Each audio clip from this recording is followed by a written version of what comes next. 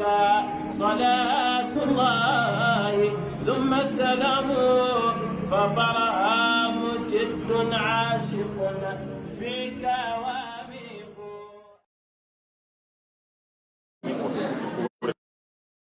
ak lu prévu leer histoire ak ñi nga xam ne dañuy gan ñu ne gan mën nañ ko tere lu nekk ba mu des gis ak nettali yéen nettali mooy seen liggéey maanaam loolu lañ leen sant ngeen yore seen i caméra yore seen i aliba yore seen i ndàngam pour ñëw pour waxal addina bi lan moo fi xew pour lan même ñi ko fekkee woon ëllëg yi tamit histoire dana wax ne ah ñii ñoo ko fekkee woon ñoo ko témoin comme dañoo wax ne international la nag il faut mu sax international mooy lan mooy symposium bi moom li ko tax a jóg daanaka li ci ëpp mooy étranger ñoom dimension bi ñuy waxtaanee ci Baye ñoom ñu wax ñoom nuñ ko déggee ñoom parce que ñoom ay jàmbur lañ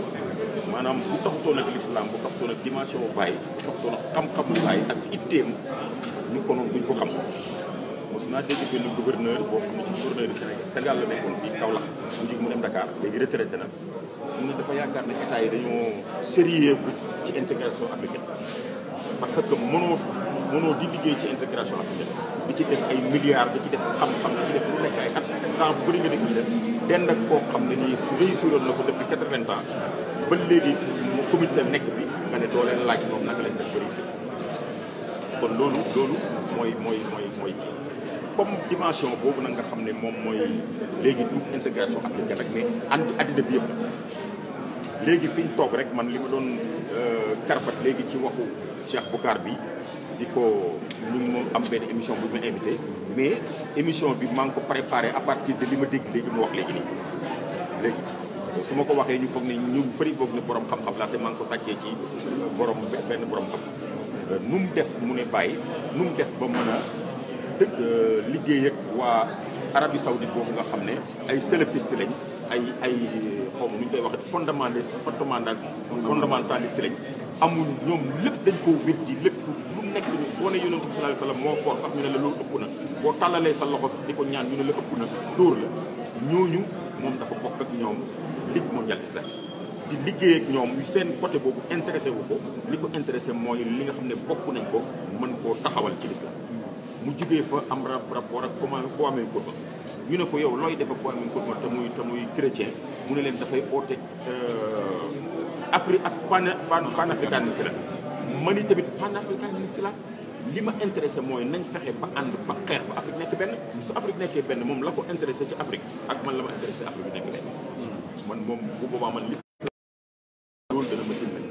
mu jàllal bi ku am ak relation sëriñi Sénégal yëpp ci jàmm boo xam ne bërki démb am na lu xew war nañ ko wax gars yi dañuy dem Touba délégation ma di dem ñu demee xalif bi ne médecin yi ko wëroon ak protocole bi ne leen problème am na mu ne ñetti fan a ngi nii da ngeen ma aaya nuyoo bu ma jege kenn bu ma nuyu kenn mais waa Madina yi mënu ma leen ñàkk il faut ma jox leen la léegi nag yéen médecins yi préparé li su ma nuyoo ba pare ngeen seet li ngeen ma war a def ngeen def ko nangu naa mais foog ma nuyu ñu ne mu ne xam nga lu tax ñu ne mu ne sama papa sëñ Bassirou daf daan ñëw ci Baye ñu toog di waxtaan ba noppi fajar ku nekk di waaxu dem bu ñuy jëm jumaa ja ku nekk day jël benn kaala rek parce que ñoo niroo woon kaala mu ne sëñ Bassirou dafa dem ba àgg ci kër ga daal di xool kaala gi ne ko kon kaala Cheikh Ibrahima gi laa indi fii ndekete Baye tamit kaalaam bi la jël moom mujj gi moom lañ jox kaala gi ko indi mu ne moom mu fekkee loolu kon moom mënut a ñàkk a mënut a gis délégation Madina di leen ñàkk a jox loolu mooy dimension bu Baye soo ko waxee ci biir Sénégal dana nekk am firnde mais nag su awsa yi ñëwee américains yi ñëw ñeneen ku nekk wax ko ñi fekkee Baye ak ñi fekkee wut Baye ñëpp ku nekk wax li nga gis ci Baye ba tax nga ñëw fii loolu dana tax mu nekk dana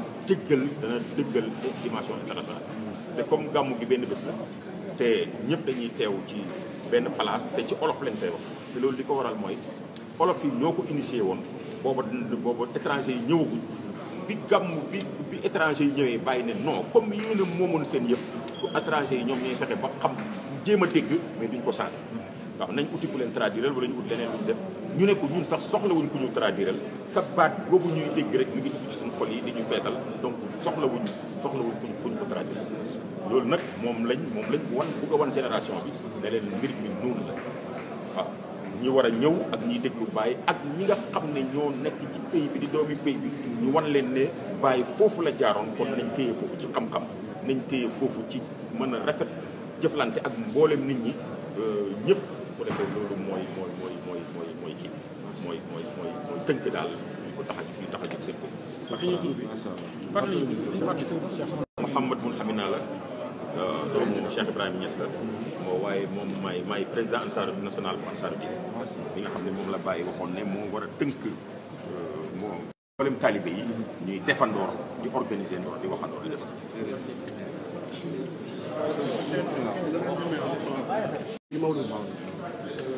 C'est une occasion pour nous de revisiter les fondamentaux de l'enseignement de Mawlana Cheikh Ibrahima Niass radiyallahu ta'ala anhu. Chaque année, on choisit un thème central autour duquel tourne la leçon inaugurale et 18 autres conférences, car c'est des conférences au sens plénier du terme. Car les panélistes vont nous donner près de papiers qui vont être publiés. On a rassemblé près de 300 pages prêts à être publiés. Ça fait partie du symposium de l'année dernière, en 3 langues, ou bien en 4,